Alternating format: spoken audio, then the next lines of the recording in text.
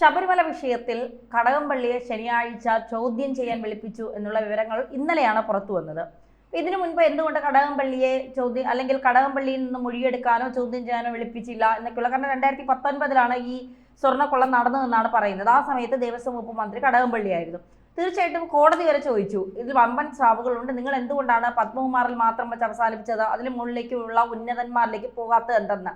അപ്പം ഇന്നലെ കടകംപള്ളി മാധ്യമങ്ങളോട് പറഞ്ഞത്, ഞാൻ 2019 ദേവസ്വം വകുപ്പ് മന്ത്രിയായിരുന്ന സമയത്ത് നടന്ന കാര്യങ്ങളെക്കുറിച്ച് അവർക്ക് കുറച്ച് സംശയമുണ്ടായിരുന്നു, അത് എന്നെ വിളിച്ച് ചോദിച്ചതാണ്, അല്ലാതെ ചോദ്യം ചെയ്യാൻ വിളിപ്പിച്ചതൊന്നും അല്ല എന്നാണ് പറയുന്നത്. പൊതുവിൽ നമ്മൾ കാണുന്നത് ഇതിൽ പല ഫോട്ടോകൾ പുറത്തു വന്നു, അതുമായി ബന്ധപ്പെട്ട ഒരു അന്വേഷണവും നടക്കുന്നില്ല. ചെറിയ ചെറിയ മീനുകളെ പൂട്ടി ഈ വിഷയം അവസാനിപ്പിക്കുക എന്നുള്ളതാണ് സ്പെഷ്യൽ ഇൻവെസ്റ്റിഗേഷൻ ടീമിൻ്റെ ഒരു നിലപാടെന്നാണ് പലപ്പോഴും തോന്നിയിട്ടുള്ളത്. കടകംപള്ളിയിലൂടെ എന്തെങ്കിലും പുറത്തു വരാൻ സാധ്യതയുണ്ടോ? അല്ല, ദേവസ്വം മന്ത്രി ആയിരുന്ന കടകംപള്ളി സുരേന്ദ്രനെ ചോദ്യം ചെയ്യാൻ വിളിപ്പിച്ചു എന്ന കാര്യം പോലും ഇതുവരെ ആരും അറിഞ്ഞില്ല. ശനിയാഴ്ചയാണ് വിളിച്ച് ചോദ്യം ചെയ്തെന്ന് പറഞ്ഞു. അപ്പോൾ സ്വാഭാവികമായിട്ടും അന്നത്തെ ദേവസ്വം മന്ത്രി എന്ന നിലയിൽ ഈ കാര്യങ്ങളെക്കുറിച്ച് ചില കാര്യങ്ങൾ അന്വേഷിക്കാൻ വേണ്ടി സ്പെഷ്യൽ ഇൻവെസ്റ്റിഗേഷൻ ടീം തന്നെ വിളിച്ചിരുന്നു. താൻ അവരോട് അറിയാവുന്ന കാര്യങ്ങൾ പറഞ്ഞു എന്നാണ് കടകംപള്ളി പറയുന്നത്. മാത്രമല്ല, അവർ ചോദിച്ച ചോദ്യങ്ങളിൽ ഒരു പ്രധാനപ്പെട്ട കാര്യം, ഈ പറയുന്ന ദ്വാരപാലക ശില്പങ്ങളിലെ സ്വർണ്ണപ്പാളികൾ ഈ സ്വർണ്ണം പൂശാൻ അല്ലെങ്കിൽ മറ്റ് ആവശ്യങ്ങൾക്കായിട്ട് പുറത്തേക്ക് കൊണ്ടുവന്ന് നിങ്ങൾ അറിഞ്ഞു എന്നാണ് ചോദിച്ചത്. അത് സ്വാഭാവികമായിട്ടും ദേവസ്വം മന്ത്രി എന്ന നിലയിൽ ഞാൻ അറിയേണ്ട കാര്യമില്ല, കാരണം അതിന് ഉത്തരവാദിത്തപ്പെട്ടത് ദേവസ്വം ബോർഡാണ്.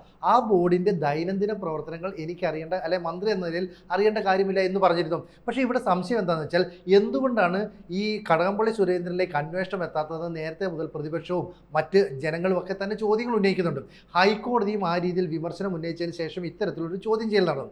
എന്തുകൊണ്ടാണ് ഈ തദ്ദേശ ഭരണ തെരഞ്ഞെടുപ്പ് കഴിയുന്നതുവരെ ഈ ചോദ്യം ചെയ്യൽ നടപടികൾ നീട്ടിവെച്ചത്? അതിന് പിന്നിൽ ഒരു അജണ്ട ഉണ്ടാവില്ലേ? സ്വാഭാവികമായിട്ടും കേരള സർക്കാരിൻ്റെ കീഴിലുള്ള ഈ സ്പെഷ്യൽ ഇൻവെസ്റ്റിഗേഷൻ ടീം ഇപ്പോൾ സർക്കാരിനോട് ചില കൂറ് അല്ലെ വിധേയത്വമൊക്കെ പുലർത്തുന്നുണ്ടെന്നാണ് മനസ്സിലാക്കുന്നത്. ഇനി മറ്റൊരാൾ, ഇപ്പോൾ ഇവിടെ വിജയകുമാർ അറസ്റ്റായി. ഈ വിജയകുമാർ പറഞ്ഞത് സഖാവ് പറഞ്ഞെടുത്തെല്ലാം ഞാൻ ഒപ്പിട്ടു, അത് വളരെ പ്രധാനപ്പെട്ടതാണ്.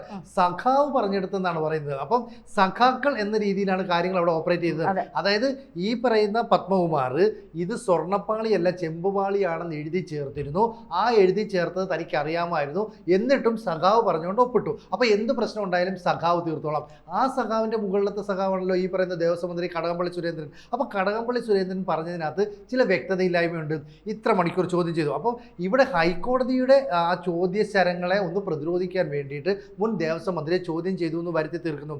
സാധാരണഗതിയിൽ മറ്റൊരാളെ ആയിരുന്നുവെങ്കിൽ മാധ്യമങ്ങളെല്ലാം മണത്തറിഞ്ഞ് ഈ സ്പെഷ്യൽ ഇൻവെസ്റ്റിഗേഷൻ ടീം തന്നെ ഇക്കാര്യങ്ങൾ പുറത്തേക്ക് അറിയിച്ചുകൊണ്ട് ഇതൊരു വലിയ വാർത്തയായി മാറിയാണ്. അപ്പോൾ ജനങ്ങളുടെ ശ്രദ്ധയിലേക്ക് കടകംപള്ളി സുരേന്ദ്രൻ എന്ന് പറയുന്ന മുൻ മന്ത്രി കൂടി ഈ സംശയത്തിൻ്റെ നിഴലിൽ വന്നു കഴിഞ്ഞാൽ CPM-ൻ്റെ അവസ്ഥ ഏതാണ്ട് പരിതാപകരമാണ്. അത് ഒഴിവാക്കാൻ വേണ്ടിയിട്ട് ഈ വിവരം മൂടി വെച്ചു. എന്തിനാണ് മൂടി വെച്ചത്? ഈ കാര്യങ്ങളൊക്കെ ഇനി സർക്കാർ തുറന്നു പറയേണ്ട ഒരു സാഹചര്യം ഉണ്ടാകുന്നുണ്ട്. സർക്കാർ അങ്ങനെ തുറന്നു പറയാൻ തോന്നുന്നുണ്ടോ? ഇല്ല, ഒരിക്കലും ഇല്ല. കാരണം സർക്കാരിനെ സംബന്ധിച്ചിടത്തോളം നിയമസഭാ തെരഞ്ഞെടുപ്പ് പടിവാതിൽക്കൽ എത്തി നിൽക്കുകയാണ്. തീയതി പ്രഖ്യാപിക്കുക, പിന്നീട് അതിലേക്ക് കടക്കുക എന്നുള്ളതാണ്. ആ സമയത്ത് ശബരിമല എന്ന് പറയുന്നത് എന്തായാലും വിശ്വാസികളുടെ ഒരു വലിയ വികാരം തന്നെയാണ്. ഈ കേസിൽ പ്രത്യേകിച്ച് ഇപ്പോൾ കമ്മ്യൂണിസത്തെ ആളുകൾ ഈ തദ്ദേശ സ്വയംഭരണ തെരഞ്ഞെടുപ്പ് കഴിഞ്ഞതോടെ നമുക്ക് മനസ്സിലായി തള്ളി പുറത്തേക്ക് ഇട്ടിരിക്കുകയാണ്. ഇനി വേണ്ട എന്നുള്ള തീരുമാനത്തിലേക്കാണ്. ഇവിടെ ഇനി കടകംപള്ളിയും കൂടി ഒരുപക്ഷെ പത്മകുമാറിനെ പോലെ, ഇപ്പോൾ പത്മകുമാറിനോട് ഇന്നലെ ചോദിച്ചപ്പോൾ പത്മകുമാർ പറഞ്ഞത് എന്താണ്, നിങ്ങളുടെ ദൈവം കടകംപള്ളിയാണോ എന്ന് ചോദിച്ചപ്പോൾ ശവന്തീനികളെ കുറിച്ച് ഞാനൊന്നും പറയുന്നില്ല, മറുപടി ഇല്ല എന്നാണ് പറയുന്നത്. അപ്പോൾ ആരാണ് ശവന്തീനി? പത്മകുമാറിന്റെ ദൈവം കടകംപള്ളിയാണോ എന്ന് ചോദിച്ചപ്പോഴാണ് ശവന്തീനികളെ കുറിച്ച്. അപ്പോൾ മൊത്തം കട്ട് തിന്നിട്ട് നമ്മളെപ്പോലെയുള്ള ചെറിയ മീനുകളെ ഇട്ടുകൊടുക്കുന്നു എന്നാണ് പത്മകുമാർ പറയാതെ പറയുന്നത്. ഞങ്ങളെ ഒന്നും രക്ഷിക്കാൻ ആരുമില്ല എന്നുള്ളത്. ശ്രീജി പറഞ്ഞ ഏറ്റവും പ്രധാനപ്പെട്ട മറ്റൊരു കാര്യം ശരിയാണ്. വേറെ ഏതെങ്കിലും നേതാക്കന്മാരെ വിളിച്ചാൽ അപ്പോൾ തന്നെ SIT-യിലുള്ള ഉദ്യോഗസ്ഥർ തന്നെ മാധ്യമങ്ങൾക്ക് ചോർത്തി കൊടുക്കും. മാധ്യമങ്ങൾ അറിഞ്ഞതുപോലെ അവിടെ എത്തും, ക്യാമറകൾക്കും പിന്നെ വലിയ ലൈവും അതും ഇതുമൊക്കെ നടത്തും. പക്ഷേ ഈ ശനിയാഴ്ചയ്ക്ക് ശേഷം ഇന്നലെയാണ് കടകംപള്ളിയെ ചോദ്യം ചെയ്യാൻ വിളിപ്പിച്ച കാര്യം മാധ്യമങ്ങൾ, കേരളത്തിലെ ജനങ്ങൾ അടക്കം അറിയുന്നത്.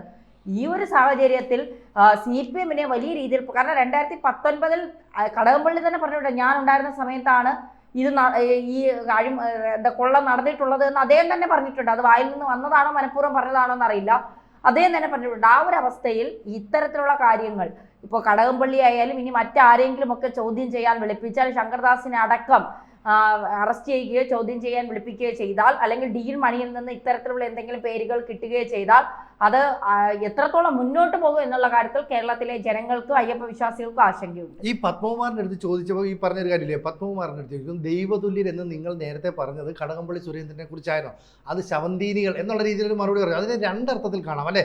ഈ കടകംപള്ളി സുരേന്ദ്രൻ ഉൾപ്പെടെയുള്ളവർ ശവന്തീനികളാണെന്ന് വെക്കാം. ഇനി എന്ത് ചെയ്യുമെന്നുള്ള ചോദ്യത്തിന് എല്ലാം അയ്യപ്പൻ നോക്കിക്കോളും. ഒന്ന് ആലോചിച്ച് നോക്കിയേ, മുൻ ദേവസ്വം ബോർഡ് പ്രസിഡന്റ് ആയിട്ടുള്ള ഈ പത്മകുമാർ ഇത് പറയാൻ കാരണം എന്താ, 40 ദിവസത്തോളം ഇയാൾ ഇപ്പോൾ ജയിലിൽ കിടക്കാൻ തുടങ്ങിയിട്ട് ഇയാൾക്കൊന്നും പുറത്തേക്ക് ഇറങ്ങാൻ കഴിയുന്നില്ല.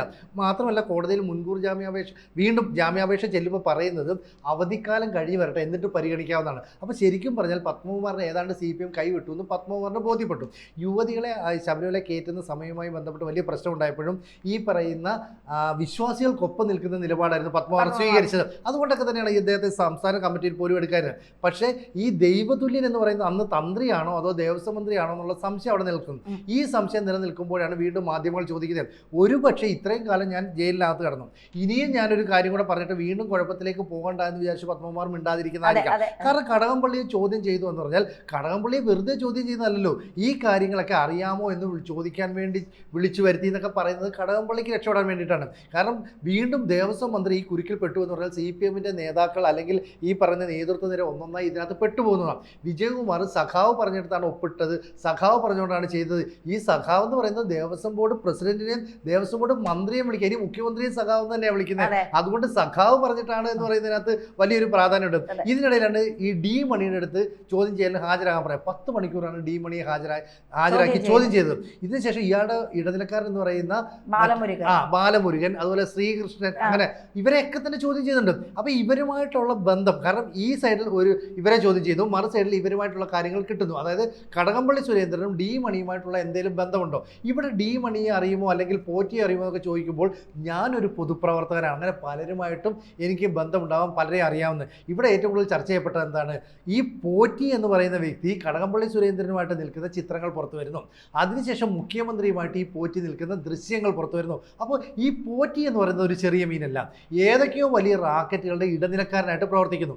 ആ റാക്കറ്റിലേക്ക് കൃത്യമായിട്ട് എത്തിച്ചെല്ലണമെങ്കിൽ കടകംപള്ളി സുരേന്ദ്രനിലേക്ക് ആദ്യം അന്വേഷണം വരണം. കടകംപള്ളി സുരേന്ദ്രൻ എന്ന് പറയുന്ന ദേവസ്വം മന്ത്രിക്ക് ഒറ്റയ്ക്ക് കാര്യങ്ങൾ ചെയ്യാൻ മാത്രമുള്ള ആംബിയർ ഉണ്ടെന്ന് നമ്മൾ കരുതുന്നില്ല. അങ്ങനെ ഉണ്ടെങ്കിൽ ആ വലിയ റാക്കറ്റിൻ്റെ പങ്ക്, അതായത് സ്വർണം വിൽക്കുന്നതിനുള്ള പങ്ക് കിട്ടുള്ളൂ. ഈ പങ്ക് എവിടേക്ക് എത്തണം? പാർട്ടിയുടെ തലപ്പത്തേക്ക് എത്തണം. ആ തലപ്പത്തിരിക്കുന്ന ഒരു സഖാവ. അപ്പോൾ കടകംപള്ളിയിലേക്ക് അന്വേഷണം എത്തിയാൽ ആ അന്വേഷണത്തിന്റെ ചൂട് പിടിച്ച് SITക്ക് പിന്നെ പോകേണ്ടി വരുന്നത് ഒരു പക്ഷേ ക്ലിഫ് ഹൗസിലേക്കായിരിക്കാം. അതൊരു വലിയ അപകടകരമായ സ്ഥിതിവിശേഷം ഉണ്ടാക്കും.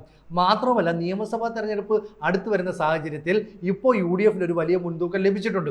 കൂടാതെ ദേവസ്വം മന്ത്രിയും ഇതിനകത്ത് പങ്കാളിയാണെന്ന് പറഞ്ഞാൽ ഈ സർക്കാരിലെ മുഴുവൻ മന്ത്രിമാരും അഴിമതിക്കാരാണ്, ഈ നാടിനെ കട്ടുമുടിക്കുന്നവരാണെന്നുള്ള ഒരു പൊതുവികാരം ഉണ്ടാകും. അത് CPMന്റെ തകർച്ചയ്ക്ക് എന്നേക്കുമുള്ള തുടക്കമായി മാറുകയും ചെയ്യും. ആ ഭയം പാർട്ടിക്കുമുണ്ട്. അങ്ങനെയും കൂടെ നമ്മൾ കരുതിക്കൂടെ? തീർച്ചയായിട്ടും ശബരിമല വിഷയം ലൈവായി എപ്പോഴും നിൽക്കുന്ന ഒരു വിഷയമാണ്. തിരഞ്ഞെടുപ്പ് സമയത്തും ഇത് വലിയ രീതിയിൽ ചർച്ച ചെയ്യുമെന്നുള്ള കാര്യത്തിൽ സംശയം വേണ്ട.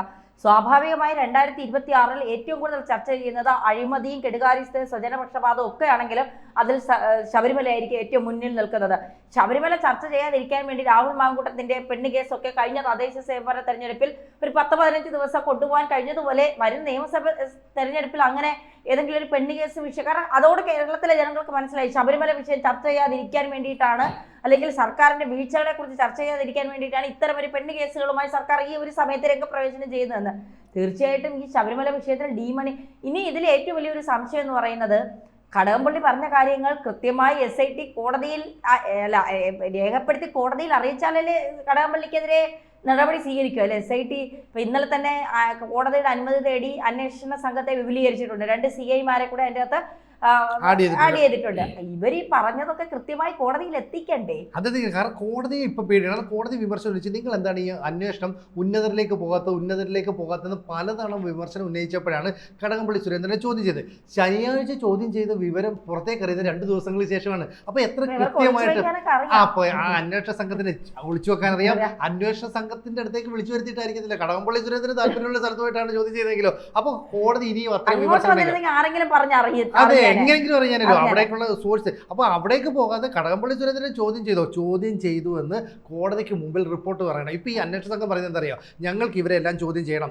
റാക്കറ്റുമായി ബന്ധപ്പെട്ടുള്ള അന്വേഷണത്തിന് കേരളത്തിന് പുറത്തേക്ക്, അതായത് ചെന്നൈ, ബാംഗ്ലൂർ ഉൾപ്പെടെയുള്ള സ്ഥലങ്ങളിലേക്ക് പോകണം. പിന്നീട് ഇതിൻ്റെ റിപ്പോർട്ട് തയ്യാറാക്കണം. ഇതിനെല്ലാം കൂടെ അംഗബലമില്ല എന്നാണ് പറയുന്നത്. ഈ അംഗബലത്തിന് വേണ്ടിയിട്ട് വീണ്ടും രണ്ടുപേരെ അനുവദിച്ചു കൊടുക്കണം. അപ്പോൾ ഇവർക്ക് താല്പര്യമുള്ള അംഗബലക്കാരെ ആയിരിക്കും ഇങ്ങോട്ടേക്ക് വിട്ടുകൊടുത്തതെന്നുള്ള സംശയം പൊതുജനത്തിനുണ്ടാകാം. ആ പൊതുജനത്തിൻ്റെ സംശയം ദൂരീകരിക്കേണ്ടത് സർക്കാരുമാണ്, ഈ പറയുന്ന SITയുമാണ്. അതൊക്കെ ഉണ്ടാകുമോ എന്നറിയാം. പക്ഷേ ഇവിടെ കടകംപള്ളി സുരേന്ദ്രനിലേക്ക് SITയുടെ അന്വേഷണം എത്തി ചോദ്യം ചെയ്തു എന്ന് പറഞ്ഞാൽ ഇതൊരു വലിയ മഞ്ഞുമല എന്ന് പറയുന്ന CPMന്റെ അഴിമതിക്കാരുടെ പരമ്പരകളിലേക്ക്, അല്ലെങ്കിൽ അവരുടെ ആ കൂട്ടായ്മയിലേക്ക് ചെന്ന് ചൊറിഞ്ഞു കൊടുത്തു എന്നാണ് അർത്ഥം. ഇനി അതിനെ മാന്തി വലിയ പുണ്ണാക്കി മാറ്റുമോ, അതോ അതിനെ പെട്ടെന്ന് അടച്ചു വെച്ചുകൊണ്ട് ആ അസുഖത്തെ ഇല്ലായ്മ ചെയ്യുമോ, ഇത് സർക്കാരിനെ സംരക്ഷിക്കാൻ വേണ്ടി SIT ചെയ്യുമോ എന്നുള്ളൊരു സംശയം പൊതുജനങ്ങൾക്കുണ്ട്. എന്തായാലും കടകംപള്ളി സുരേന്ദ്രനെ ചോദ്യം ചെയ്യുന്നതിന്റെ കൂടുതൽ വിവരങ്ങൾ കടകംപള്ളി സുരേന്ദ്രൻ അല്ല പുറത്തുവിടണ്ടേ, SIT അല്ലേ? അത് മാധ്യമങ്ങളോട് പറയുമോ ഇല്ലെന്നുള്ളത് പറയുമെന്ന് തോന്നുന്നില്ല. എന്തായാലും കാത്തിരിക്കാം.